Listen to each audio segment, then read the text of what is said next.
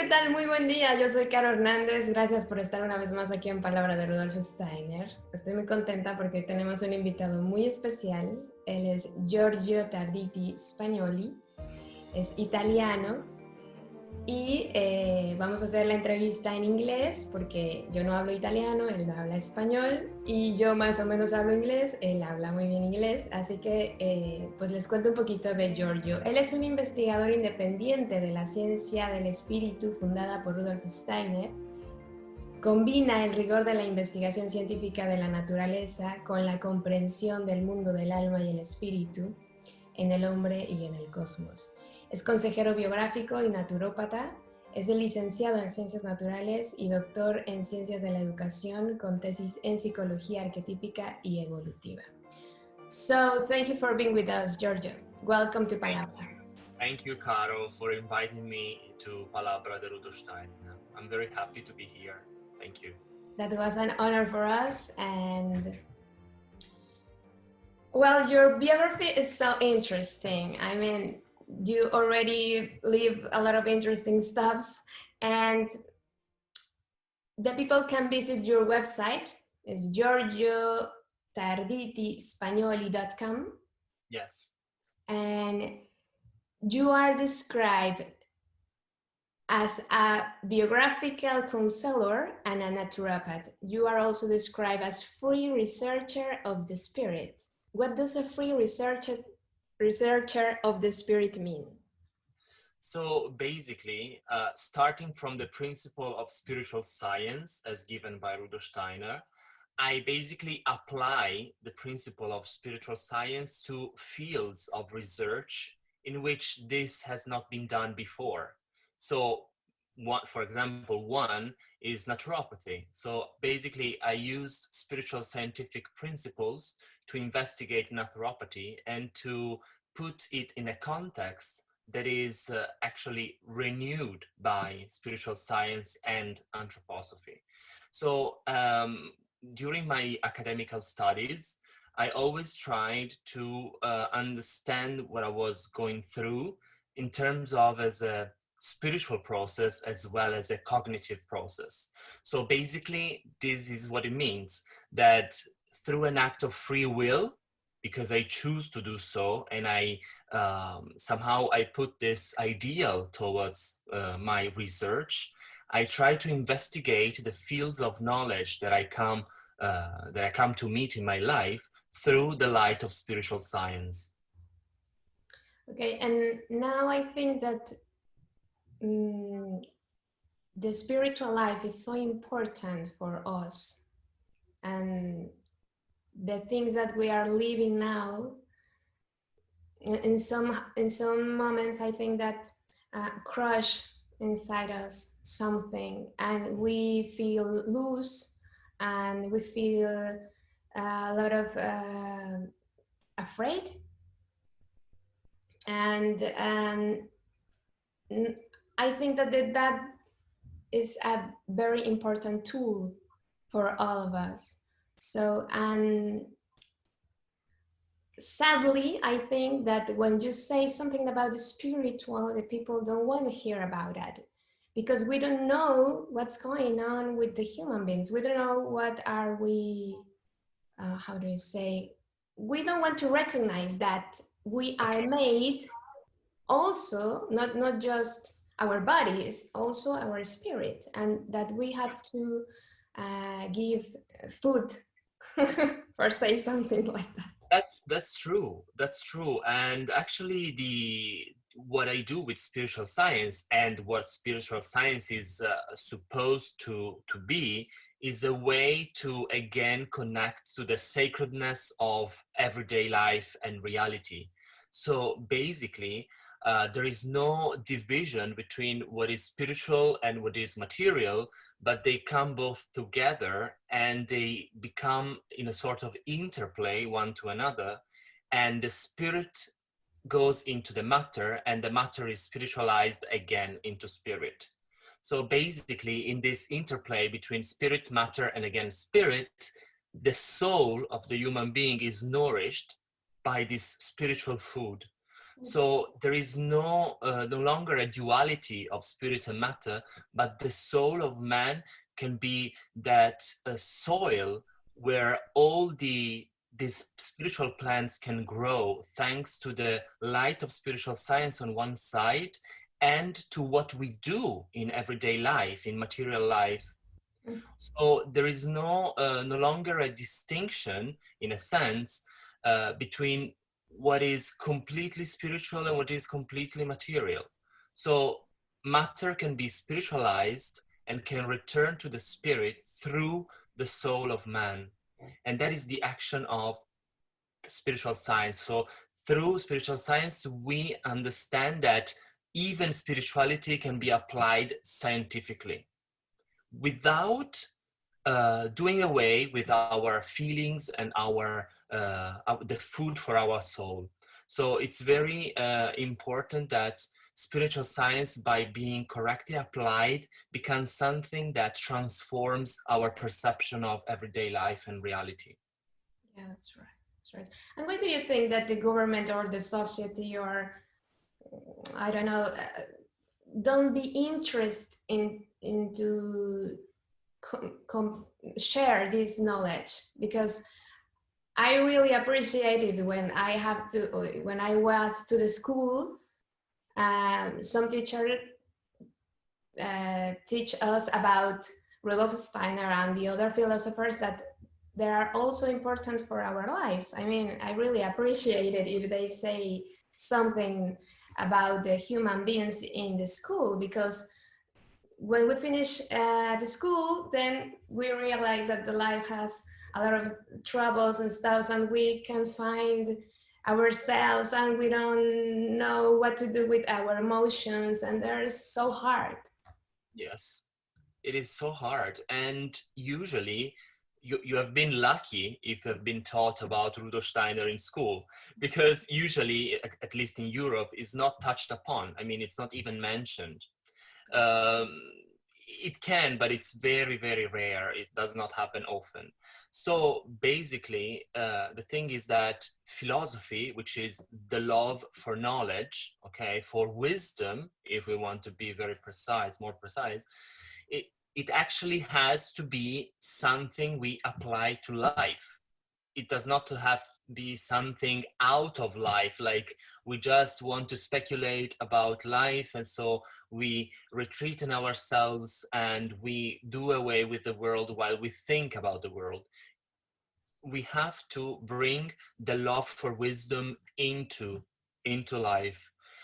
In this way, there is no there is the gap that we feel while we learn, for example, at school, and then when we go out in life and we experience life, is no longer felt. So there is a continuity between knowledge and experience of life. And that is, again, very important, as it is actually the continuity of self-consciousness of the human being that goes from pure knowledge to pure experience. So it is very important that we foster and that we help the children to maintain this consciousness through the whole process, from knowledge to experience. And we often hear about people being shocked after they go out in life after school, or even they are traumatized by school because they have such a strict and difficult times there. And when they go in life, they just like to experience and enjoy life as it is. But there is no really a contrast between these two realms of life. And in fact, world of schools try to actually bring this continuity of experience and knowledge in consciousness. Yeah. Well, before diving a bit deeper into your current work, we want to talk about you a little bit. In your public biography, you say that when you were little, you always wanted to know the history and the origin of things. So maybe following along the same lines of inquiry, would you like to tell us something short about your own history? Yes, I've been always fascinated by natural, by nature, by natural, all that is natural, okay?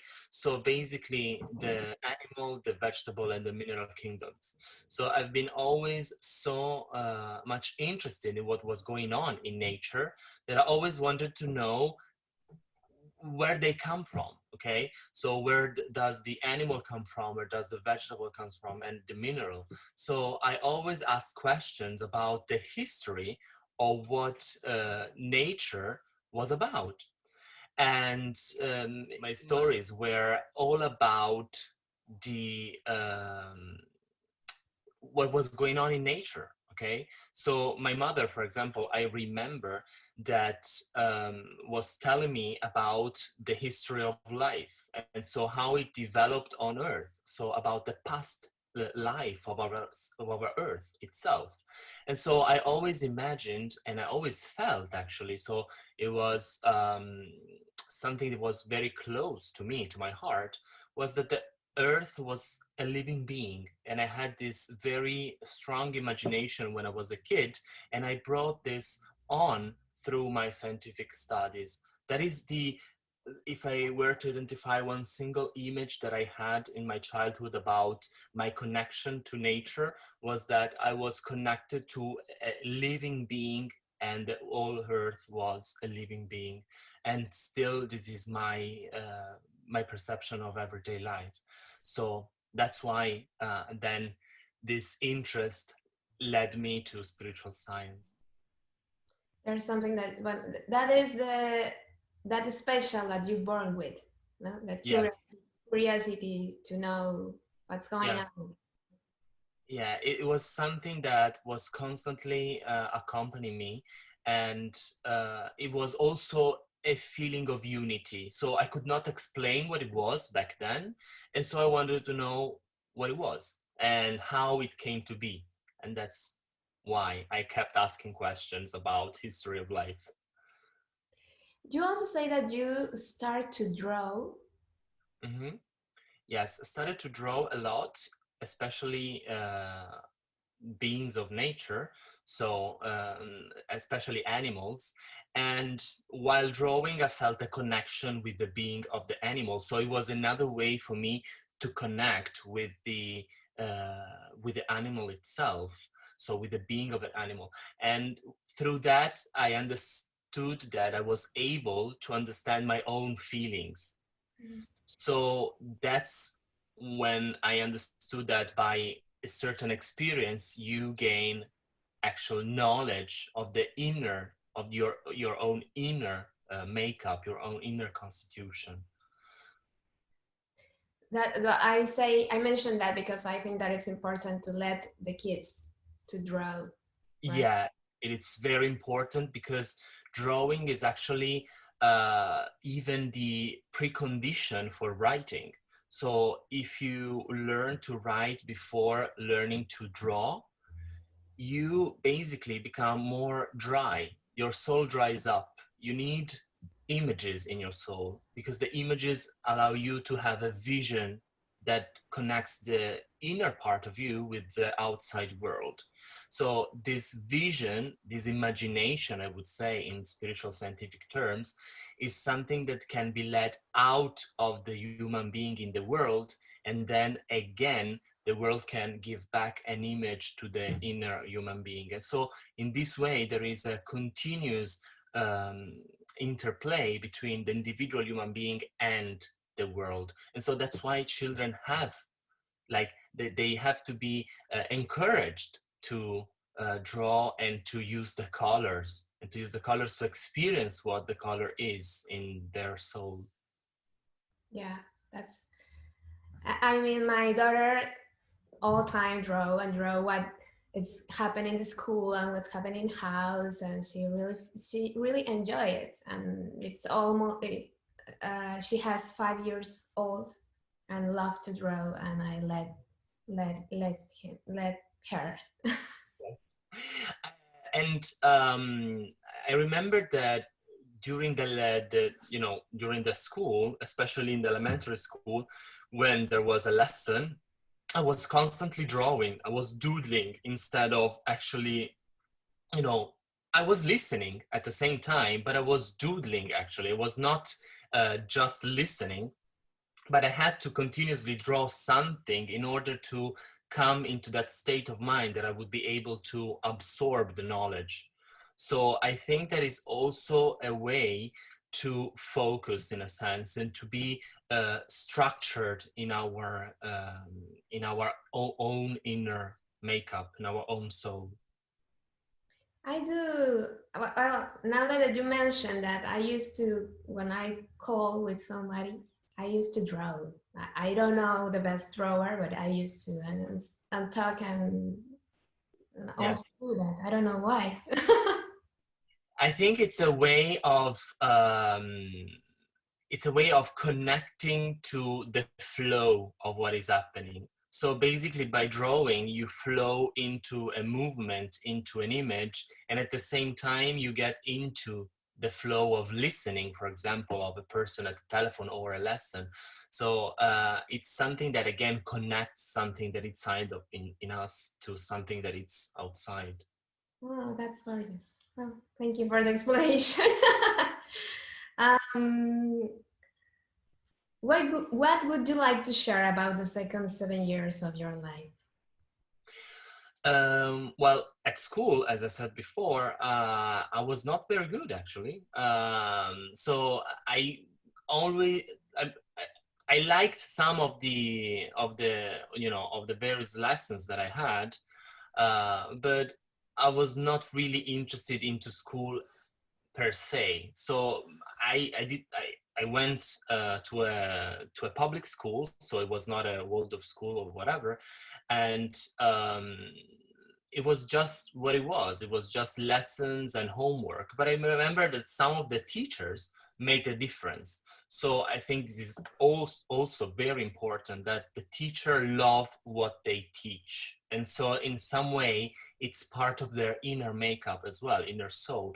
So basically they can bring out something of their own life during the lessons. So I think that is the most important thing, that you become I would say that the lessons that I liked the most were the ones with the teachers that were more passionate about what they taught. So it was not a matter of what was taught in a sense, but it was more how it was taught.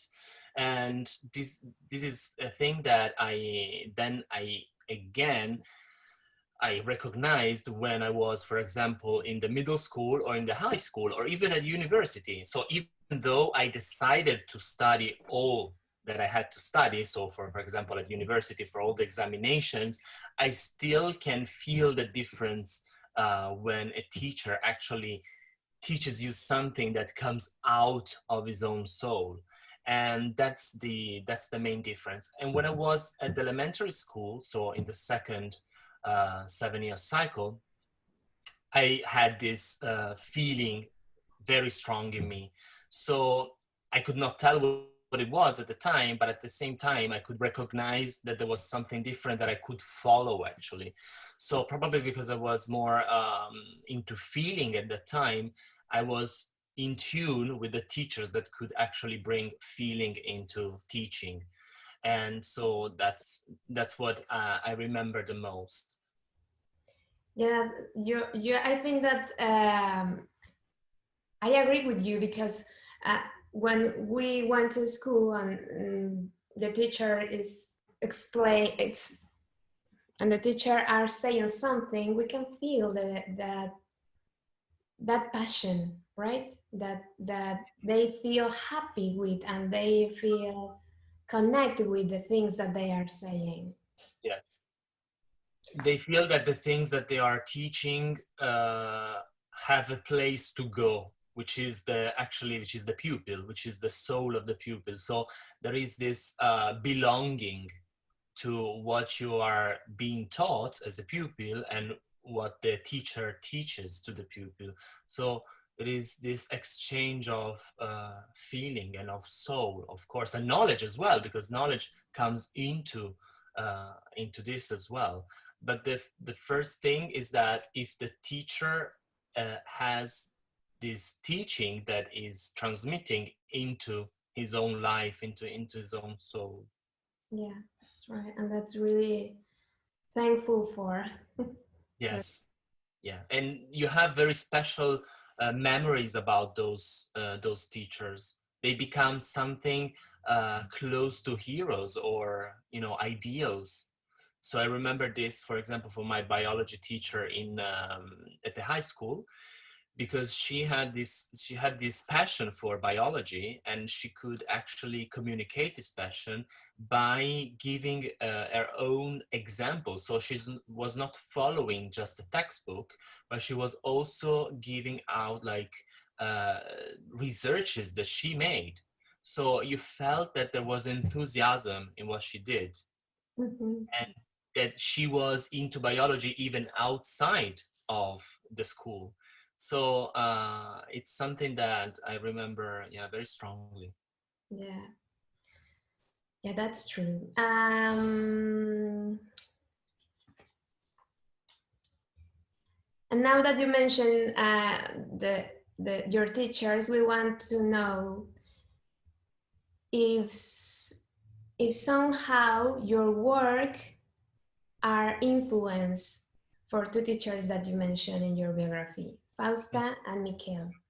And so Fausta is actually the biology teacher. So that's the teacher that I mentioned before. So that's what I remember, and that's I already decided before going to the elementary school. So I was around 5 years old, that I wanted to study natural sciences. So that's what I decided, because that was what I was into. So nature and the stories of nature. But once I was at the high school, it was like a confirmation to find someone that would actually give this enthusiasm into biology, into natural sciences. And then when I was at University of Natural Sciences in Genoa, I met Michele Sarà, who was my, basically it was my tutor for my thesis, for my 3 years course thesis.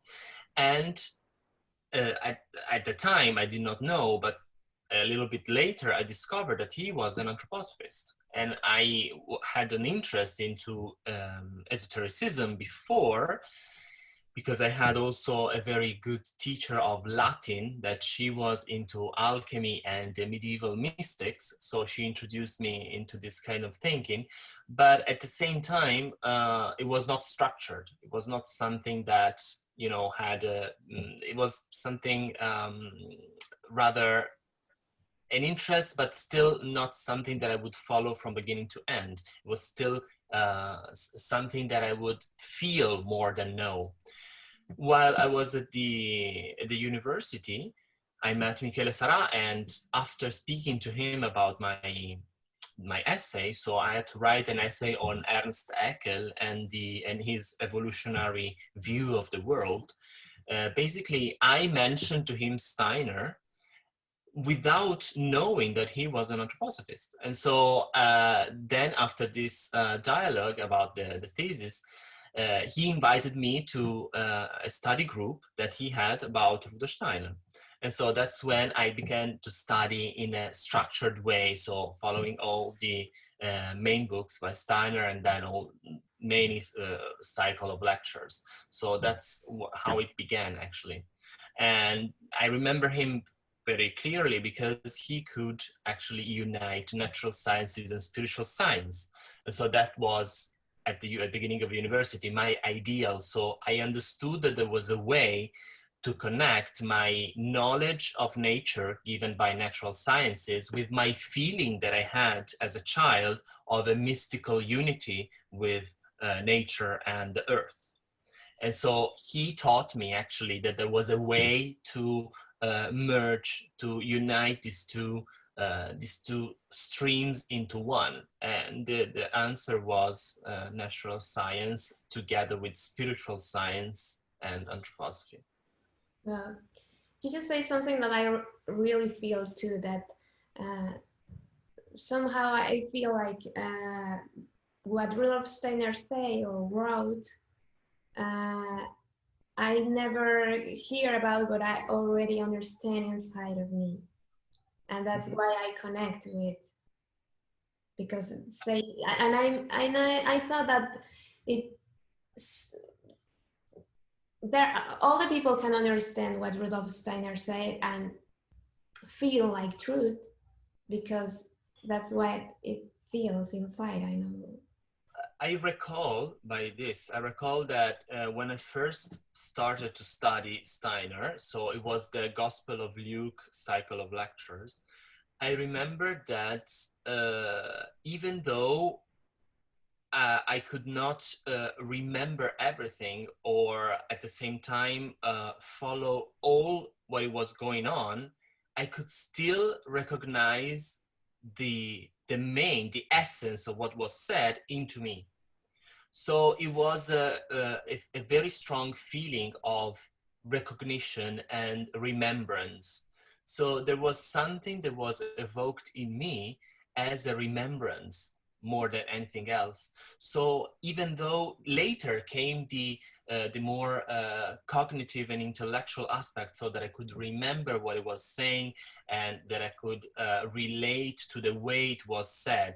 But the first impression that I had was an impression of remembrance, so of memory, that came very strongly into me, and I could relate to that because of a memory. So that's a thing that I agree with you. It's something that really you can relate to because you recognize it into yourself. Yeah, that's right. That's right. Can we talk about your work, Mm-hmm. your seminars, your blog, Yeah. your Yeah. anthroposophical activities? Basically, when it all started when I was in London, so it was in 2009, 2010. So it was 10 years ago, actually. And I was there to study at the Imperial College for an MSc in evolutionary biology.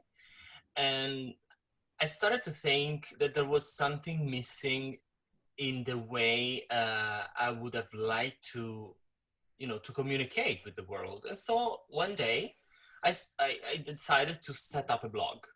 And so at first it was more personal. And then after some posts about anthroposophy, I understood that the people wanted to hear more about the way I was being, I got into anthroposophy at first, and then how I could bring it to, to the Italian public. And so basically, many started to read the blog because they found explanations of what they could not understand by reading the books by Steiner. And so I always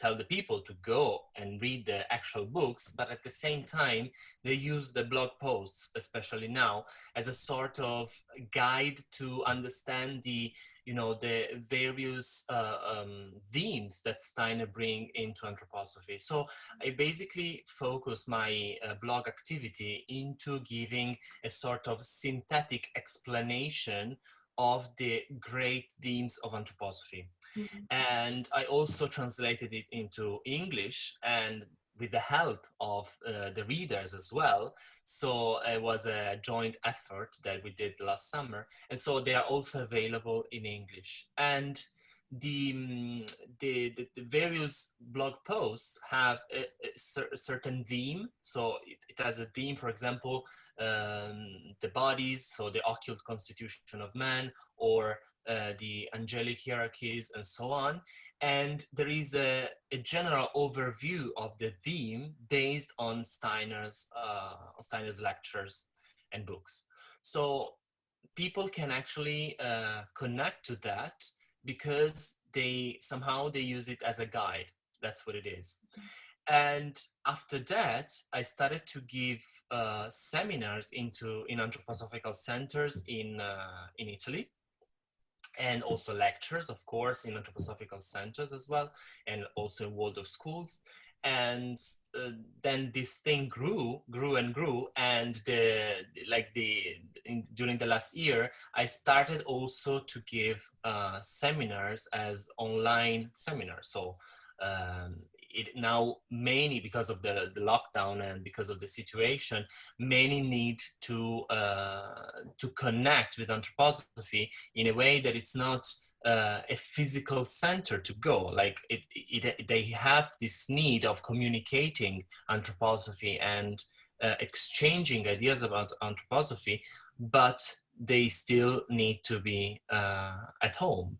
And so to gather people together from all over Italy and even beyond Italy, me and a friend, Antonio, who has a project called Opera Omni Online, decided to bring the seminars as online seminars, with the promise, of course, that once we can meet, we will be able to organize the same seminars or the follow-up of these seminars into anthroposophical centers, so that there is an exchange and an interplay between, you know, an online community and a physical community that can actually meet.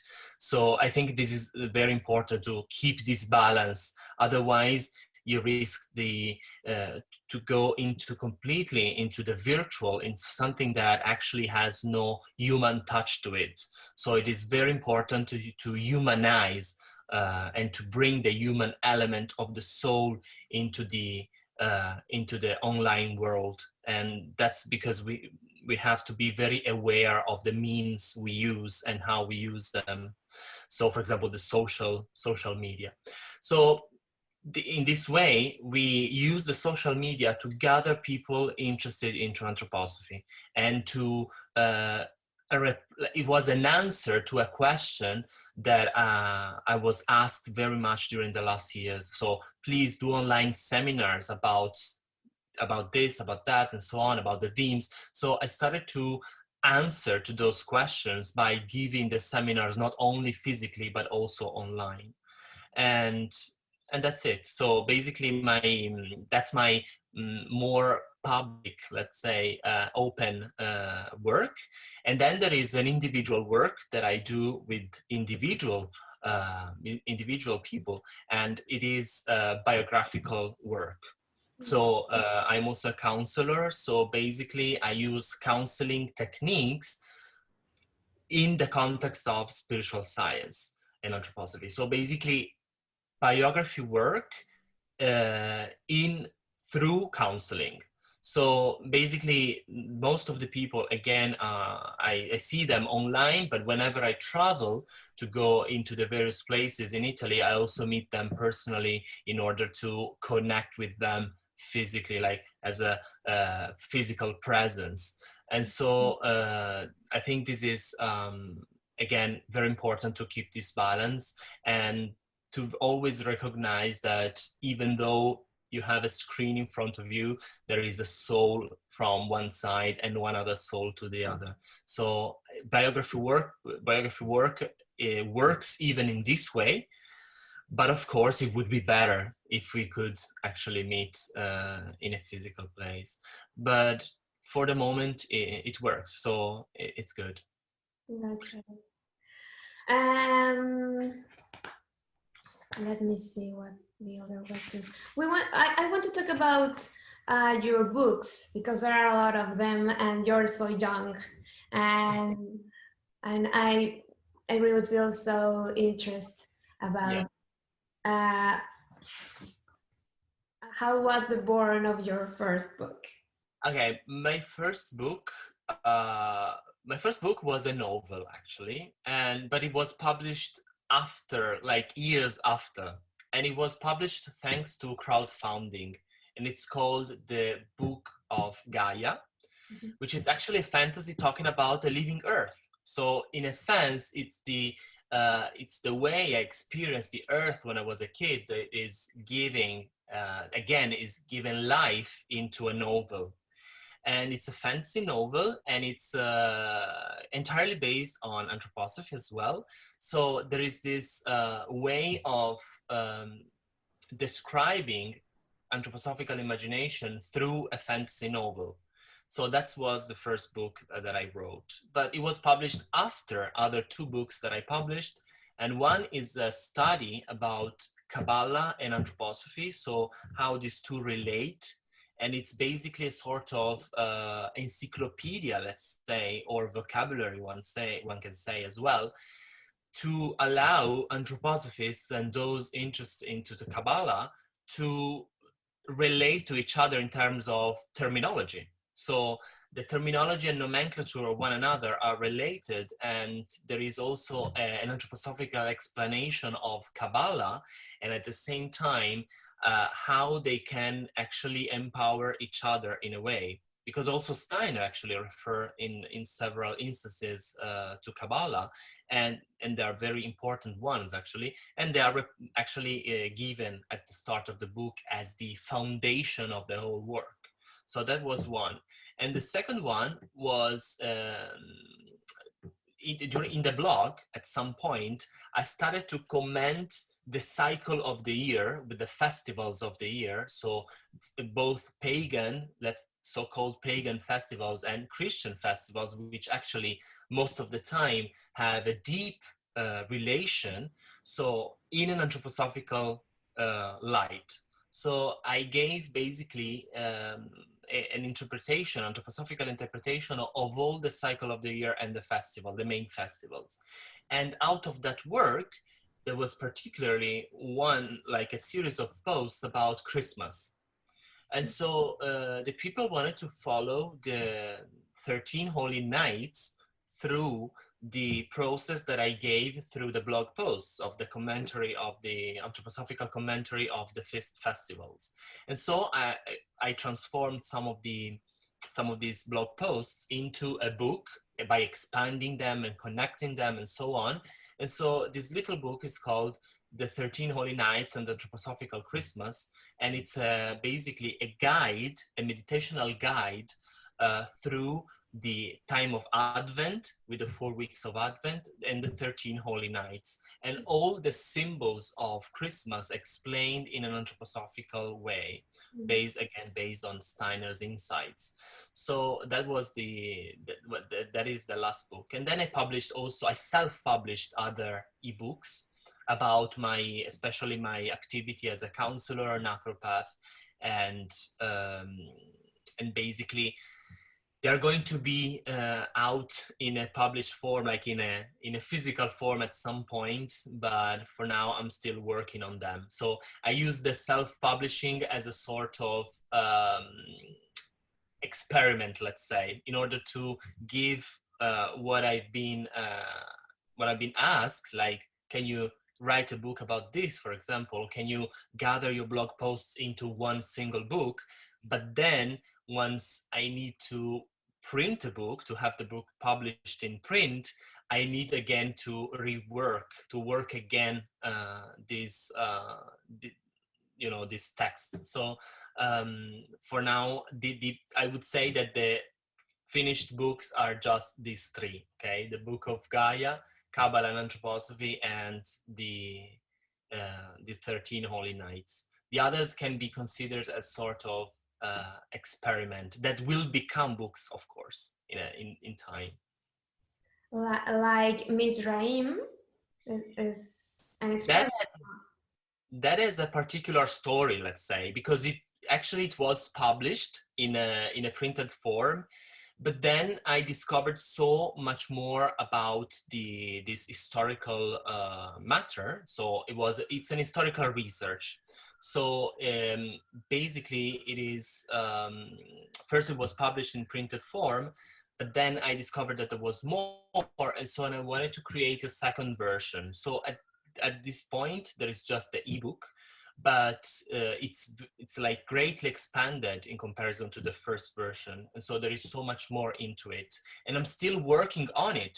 So again, I use self-publication as a sort of experiment in order to get to the final version of the book. And in this case, it was basically was needed to give more historical information and historical references, because the matter is somehow a forgotten one. And so not many people know that Steiner, in the inner, basically the inner core of the Anthroposophy, first the esoteric section of the Theosophical Society in Germany, and then what was the Anthroposophical Society, had as its inner core this it was called the Misraim service. And the Misraim service is basically a service to the spiritual world in a ceremonial form. And this part of Steiner's activity is always forgotten because many people are not used anymore to this kind of activity, which is close somehow to both Freemasonry and to what we know about the church, so to the sacraments and to the Holy Mass. So basically, this was the core of Steiner's activity. And since, especially in Italy, there was no way into which one could actually access those parts, those aspects of Steiner's life, I decided to write a new book about that. And that's how the history of the Misraim service came to be. So I think it's very important because that being the core is actually the way Steiner decided that it was the best way in which to connect what was spiritual with what it was material. So again, it is basically the heart, the very beating heart of all Steiner's activity. And the people at that time, there were 600 members in the Misraim service around 1914. So it was around the beginning of the First World War. And basically at that time, there were 600 members, and all the members were so much enthusiastic about what was going on because they could feel actually that they were doing something to connect with the spiritual world, and they could bring this enthusiasm into their own everyday life.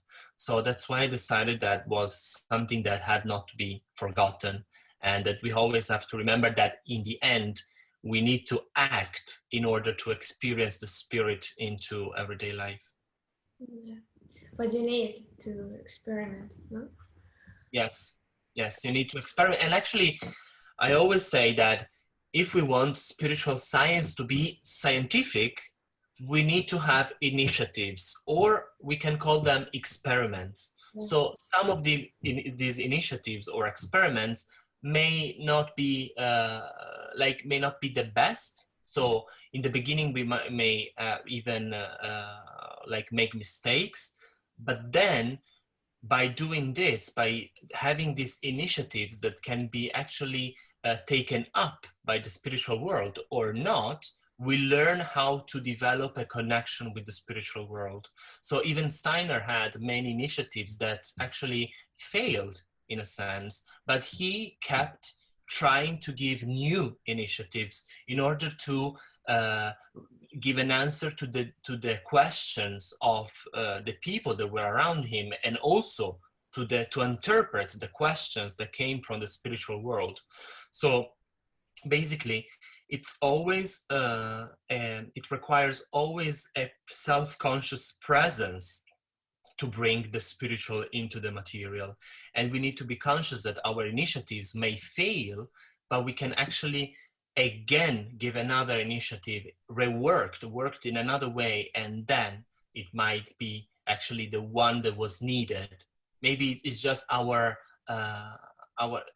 maybe we cannot understand at first what is needed, but then after tries we can actually understand that.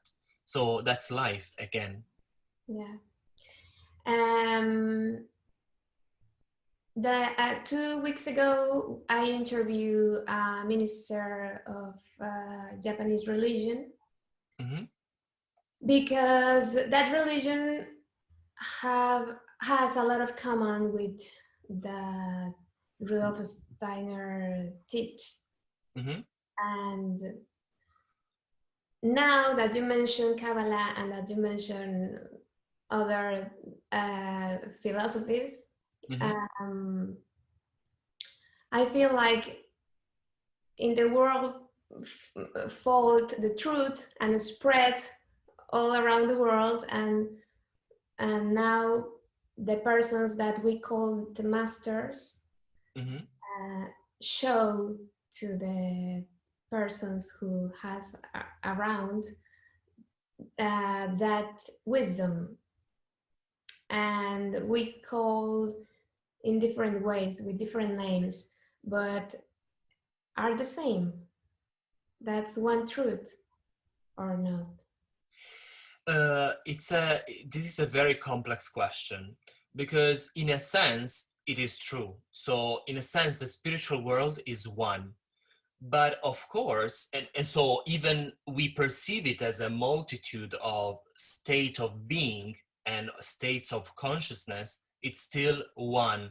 And it's in a way we can say that it's our limited perception that gives us this impression that the spiritual world is a multitude. Okay, so in a way it's one, but at the same time we can conceive it as formed by layers, by these stages of consciousnesses and stages of being, and at the same time of regions. So these regions, these stages of consciousness and stages of being are populated by spiritual beings. And so several religious, spiritual, and esoteric streams in the world talk about basically some of these beings or some of these regions, some of these beings and states of consciousness. So in a sense, it is true that if we compare, for example, several religious and esoteric systems, we can find references to one another, and actually they talk about the same beings in different words. That's true. But at the same time, we have to understand that it is only by a comprehensive view of several cultural systems, several esoteric systems, we can get to a more complete picture. And that's actually what Steiner did. So basically, it took all or many, like the most important streams, esoteric, spiritual, and religious streams of the past, so before actually what we call spiritual science came into being, and gave a new explanation about that is adapted to the life of the people of that time and place. So in a sense, we can find truth in all religious systems. And actually spiritual science can allow us to get to the truth in any religious system, spiritual system. But at the same time, we have to consider that since these systems came into being in a specific time and place and cultural context, they are somehow partial. So once we get a comprehensive view of, for example, of the religious systems of the East and West, then when we put them together and we remove the parts that actually are connected to the outer shells of these systems, we get to the single truth that you were actually referencing. And spiritual science can allow us to get to the very essence of any spiritual system. So of course, for example, in Japan, there is Shintoism, and Shintoism is, and also Buddhism, but Shintoism is the original form of Japanese spirituality. And Shintoism is all about what we call the gods and the elementary beings. So they have a very extensive knowledge of what is, for example, the nature beings, and also what is about the gods of nature, as well as the connection with the dead, for example.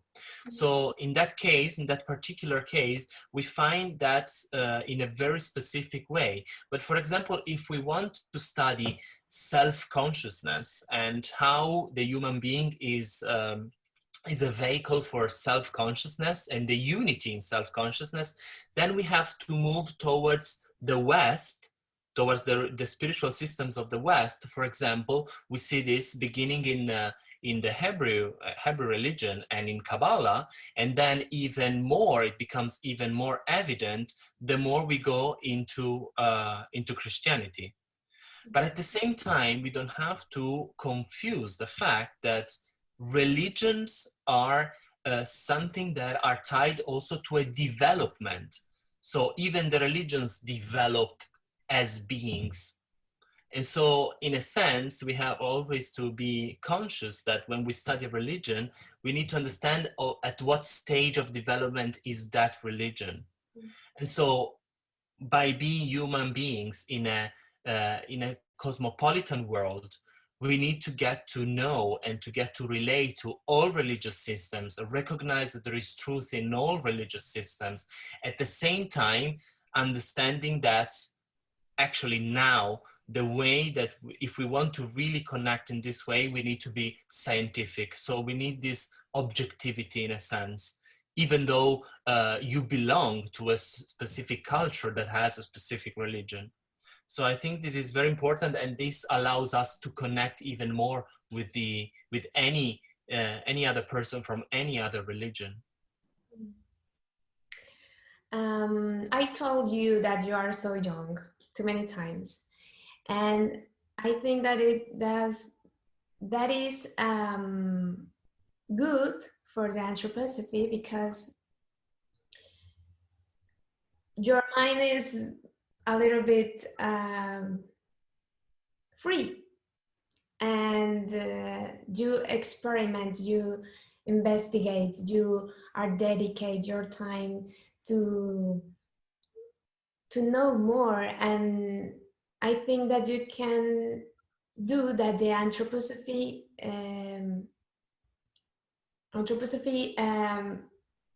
keep moving to an evolution, and that's important, because I know a lot of people who study anthroposophy and stay with that books and don't want to move on to another part. And it's like that people feel a little are afraid of to, how do you say, abandon the knowledge place. Yes.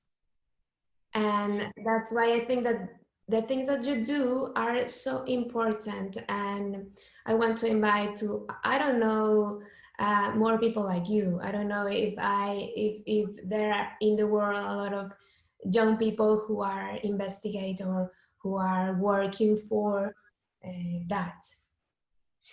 Well, I think so, but at the same time, I agree with you in a sense that the book somehow, while we read the book, we are completely absorbed if we actually are interested into what we're reading. And if the book captivates us into the images that evokes in us, we are completely absorbed into the book. And somehow there is a one-to-one relationship between us reading and the book. But in this way, on one side, it becomes like an escape, like an escapism. So we escape into the book because we don't like very much what we experience in reality. And that is a very dangerous, because it's a luciferic danger to be outside of reality. And on the other side, it makes us more selfish, because in a way we can relate to the things in the book, but we are not actually sharing the same thing, the same experience with others. Yeah. So we just keep the knowledge and the experience for us, and that is selfish, and that is again a luciferic aspect of what we do. So while it is absolutely necessary to study alone, it is also very important to come together with other people with the same interest to share the experience and the knowledge and the questions that are even more important that we have about what we have read and we have experienced. So there is always something new coming up by the questions that arise by the exchange into a group of people. And in this community, this sense of community can actually arise the right initiative that I was talking before. So an initiative that can be accepted by the spiritual world and that can actually bring fruit over the earth. So in one sense, it needs courage to come out of the book, of reading the book and do something. But it's very important. And the first, probably the first step into doing something is meditation. When we start to meditate, we actually pass from something that it's theoretical to something that it's practical. And from that practice, many questions will arise, even more than when we read a book. And when we have these practical questions, we are moved to ask to someone that is on the same path, but maybe since a longer time. And so it can actually give some answers to what to our questions. And at the same time, new questions can arise to bring the both of them. So even the one that is further along the path, even further. So in the gospel, it is said that when one or two are united in my name, I am amongst them. So the Christ is amongst those that unite in the communal spirit, in the spirit of community. And that is very extremely important, because the I am, the Christ, self-consciousness can only be present when I am in relation to the other person. And that is what it's all about. Anthroposophy, spiritual science, cannot be cultivated only alone. Otherwise, it becomes very selfish. And as anything that we cultivate all alone, in the end, it removes us from reality. And that is actually, we have to go into reality and transform reality with enthusiasm.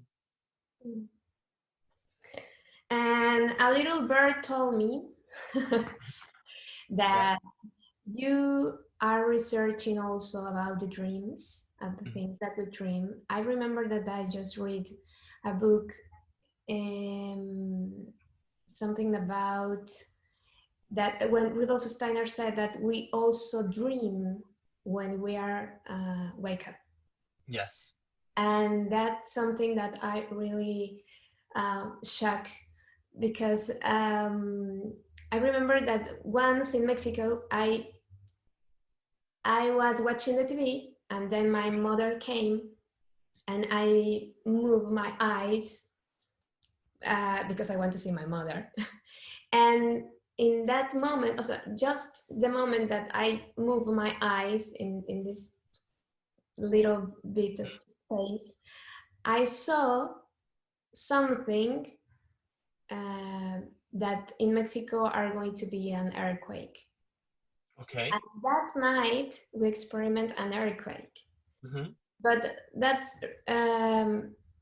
really that make me feel so weird, because I never experiment that. I don't know why that came to me. I don't know. I didn't do anything to create that moment. I mean, I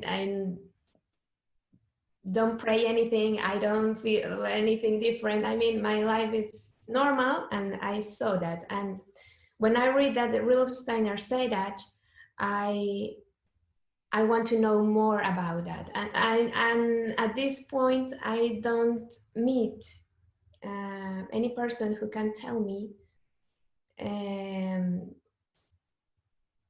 something about the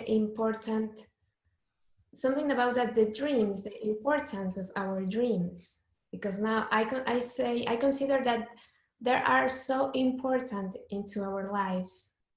They are, because dreams are actually the first-hand experience that we can have of another world, which is the astral world. So basically, once we pass over into sleeping, our consciousness can either experience basically the dream, or pass into a non-dreaming experience. So it's even deeper at that point.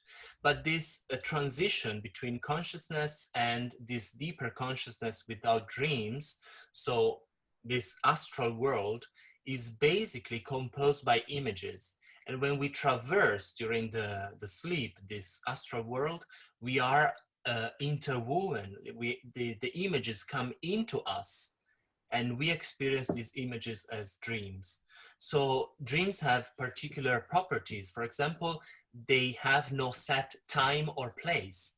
So time and place, time and space can be actually for us, for our experience of, you know, everyday life, they are completely torn apart. So you can experience past, present, and future in the same time, in the same image, and at the same time be in two places. So this is the first experience that we can have of something that is completely super sensible. Only the image that we attach to this experience can come from the sensible, for example, from the images of everyday life. But at the same time, the way we experience these images is not physical. So this is why it's very important. So we have to remember and understand that dreams have different qualities. So some dreams are more tied to the physical senses, physical body, and others are more into the soul, spiritual. So, for example, that when we are ill, when we have, for example, fever, we have certain type of dreams, as well as, for example, when we eat a lot. Okay, so when we eat very heavy foods, we have certain dreams. And these two type of dreams, when we are ill and when we eat food, are more tied to the processes of, on one side, of healing, for example, for fever, or of digestion in the case of food, than to anything else. So the quality of these dreams is different, and the meaning that is attached to the images is different. But when we have very highly symbolic dreams, that's when we are completely immersed into the astral world. And that's when, because the astral world is actually composed by symbolic images, or that's how we perceive them. So basically, when we have these dreams that somehow seem like a story that we set up by ourselves, in a sense, it's like a stage where we have a play with all the characters and this strange perception of time and space, then we know that these are soul dreams. Then there are other dreams, that is the third special quality that dreams can have, is that when we feel that we are completely self-conscious in a dream, and somehow that what happens is objective. So in that case, when we experience this self-consciousness in dreams and this objectivity, it's like a remembrance of something. These are spiritual dreams, because these are tied to our, basically our experience of past lives and of our being conscious into past lives. So these are the three main types of dreams. So these dreams about precognition, or the foretelling of events, are soul spiritual, because they are on the border of something that is symbolic in a sense, or perception that allow us to understand that is something going on, even though it's not apparent, and then this happens in reality. So these are connected to the higher parts of the soul that can actually expand our sphere of consciousness into super sensible senses. So they are not tied directly to our outward senses, like sight and smell and touch and so on, but they are tied to inner soul senses. And so it happens especially when we are kids, because in a way we are more cosmic than earthly. And so it's easier for us to connect to cosmic aspects of connection between things than to our earthly, everyday, waking consciousness as we are when we are adults after 21, 28 years, when the I is actually seated into the soul. So basically, it's very important to, for example, to keep a diary, notes about our dreams, especially the ones that strikes us the most, because in those there are meanings and messages that actually relate to facts of our own mysteries in life, our own enigmas of life. And we, even though we can understand them somehow and even give interpretations, we will understand them once we experience what the dream is about in life.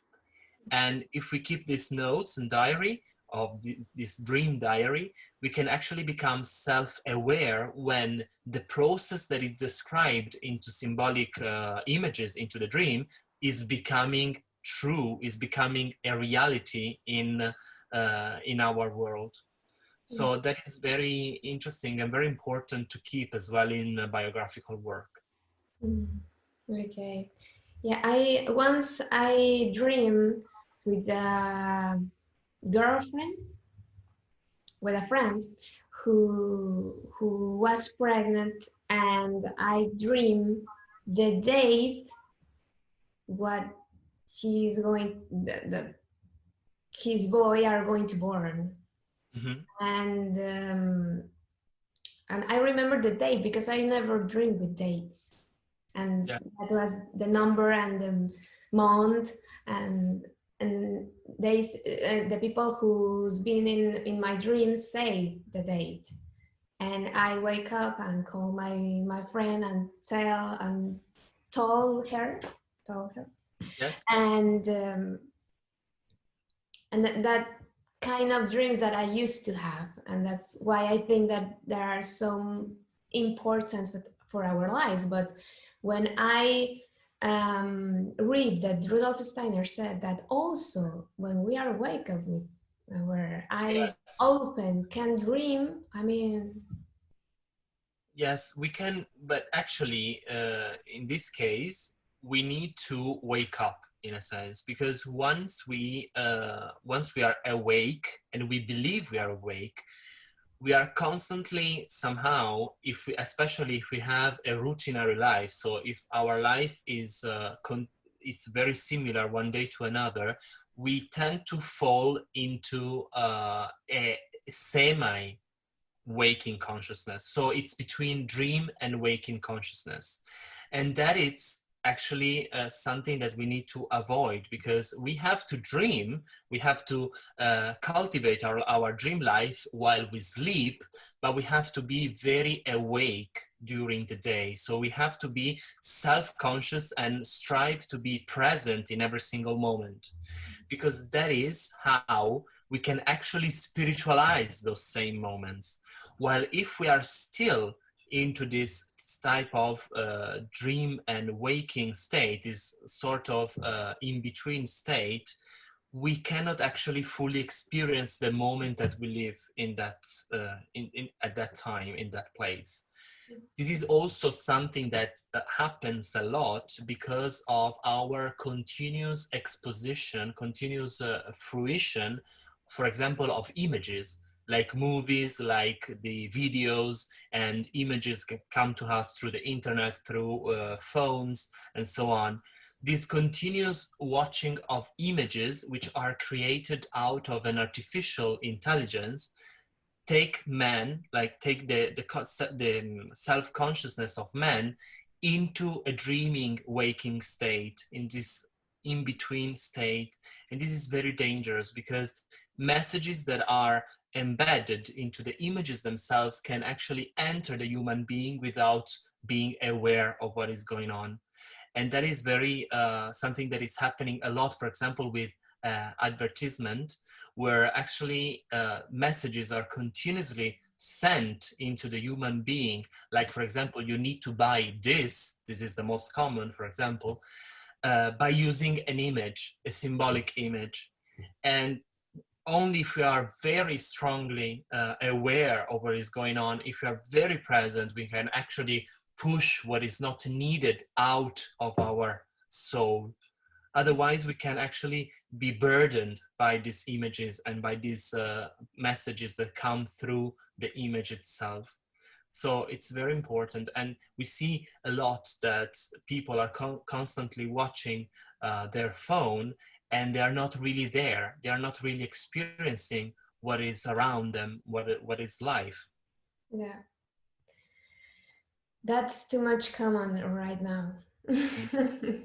And it's very hard to, because it's enticing, because these images are very captivating and interesting and beautiful. And even the activities that are proposed, for example, through the social medias and the apps, are actually engaging. They are designed to be engaging.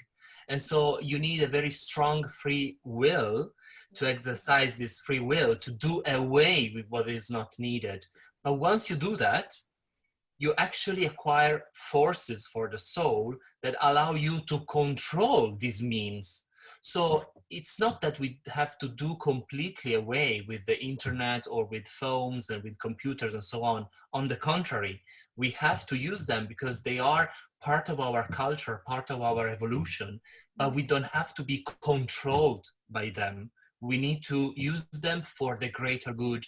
And so, for example, that's how we thought from the beginning about giving anthroposophical seminars over the internet.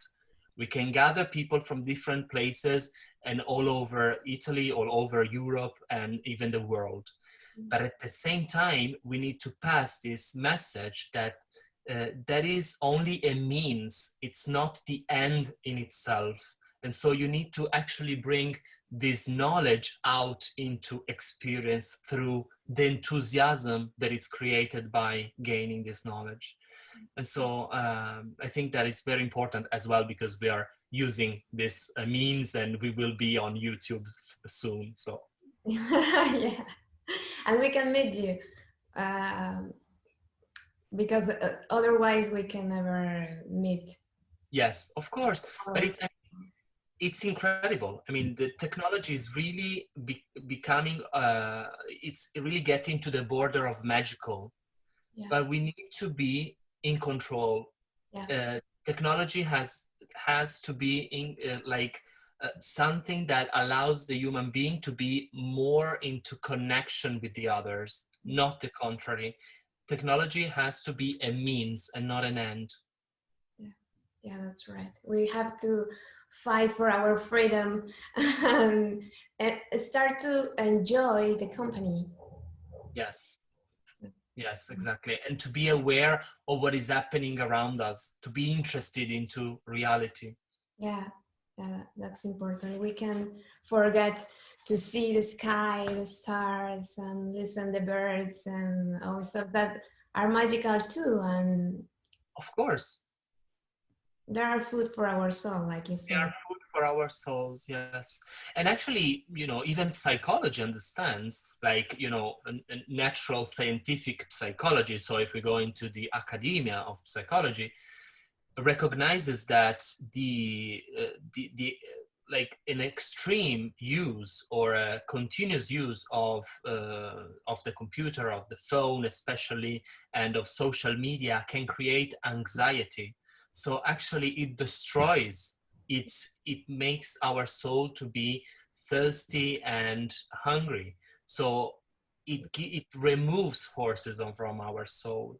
So we always have to be aware that while we do something, we always have another human being on the other side receiving something, and this human being wants to connect with us. So be present in the connection that we create through technology. Yeah. You study about the angels. Yes. And the demons too. Yeah, of course. Yes. And I want to say that we love to hear about the angels, and we don't really like to hear about the other side. So do you think that it's important to know the two sides of the coin? Yes, it's very important to know both, because in a sense they are, as you said, two sides of a coin. And even demons are actually fallen angels. So basically they are spiritual beings as well. They are, in a sense, way more powerful than we are. So they can actually, they are not bound to space and time, for example. So they are in a constant state of consciousness where the human being finds himself, for example, as we said before, in dreams or even in higher stages of consciousness. But at the same time, in our culture, especially in our technological world, we need to be aware that evil is a force, and that evil is composed by beings. And these beings want something from the human being. So it's only by relating to the fact that we can actually relate to a being of, representing something, a force into reality, we can actually enter in a healthy relationship with that force, with that being. So it's not just by knowing about the angels in a way, so about the light side, but also about the dark side, that we can find actually the balance between what is dark and what is light. So we need to be in the middle in a sense, and by doing this, we have to bring the light into the dark. So by doing this, we transform what is actually a demon, what is actually an evil force, into something very powerful that can be used to spread the light. So, for example, the first step in self-knowledge is always, I saw in the super sensible worlds actually, is always the encounter with the guardian of the threshold. And the guardian of the threshold is actually a demonic being that inhabits us. It's something in us. It's like a host that we have inside us. And so basically, this sort of guest, okay, that we have inside us, it's something that we need to know, because otherwise he wants to become us. He wants to substitute his own self with us.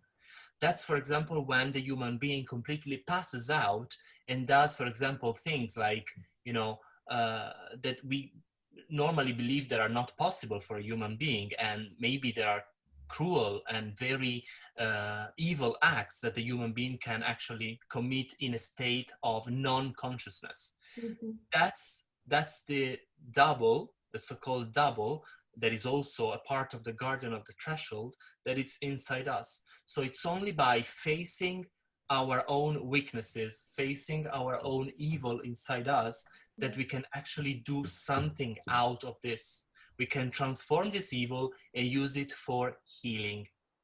Because ultimately, to transform evil, to transform our own double, so our own shadow, as Jung would say, is the only way to bring healing and the possibility of uniting the opposites that we find in reality. So it's always in the union of these opposites, in the middle, that we are able to bring healing in our life and in the life of others. So in this sense, by studying the angels and the demons, we are able to find a balance between them and to enlighten the darker side and to bring much, much more healing into our lives. So it's very important, for example, and in dreams they appear very much into several different shapes, for example, of the so-called 7 deadly vices, for example. They appear with certain images, and they teach us something about our own soul that we can actually transform and to bring into a new light. Yeah, okay. Well, thank you so much for sharing with us a little bit of all the knowledge that you have. We really want to expect, I don't know if we can expect that your ebooks are going to translate in Spanish and we can read it. Okay, good. Okay, let's see. The future is open, so see what happens. And if we have this image inside us, then it might come to be a reality. Okay. Well, we hope that soon we can read it. And I don't know if you have something to say before say goodbye. So I'm very happy I'm very happy to be here and to give this interview, really, and it has been very thorough and very personal. So that's what is great about an interview. So thank you to you, Caro, and to Daniel also, that allowed me to be here and to give this interview. So for any question, you can find me on my website, and there is a contact form. And so you connect directly with my email. So if any of the viewers have questions, then they can ask me. It's Giorgio Tarditi Spagnoli.com. Yes, exactly. Okay, well, thank you so much for being with us. And we hope to to see you soon, but with a better English for my part. Okay, don't worry, absolutely. There is always a way to communicate and to relate, so there is nothing to worry about. If the heart is there, there is everything. Thank you so much. And we hope to visit soon Italy. Oh, yeah? Everybody say that it's gorgeous and has something special, and I can feel it, but I never visit. Yeah, please come. Yeah. Absolutely. Well, like you say, the future is open, and I hope that once I can travel to Italy and meet you in person. Yes, and let me know, please. Okay, Giorgio, thank you so much. Okay. Thank you very much, Caro. Thank you, and thank you to all the viewers of Palabra de Rudolf Steiner. See you soon. See you soon. See you soon.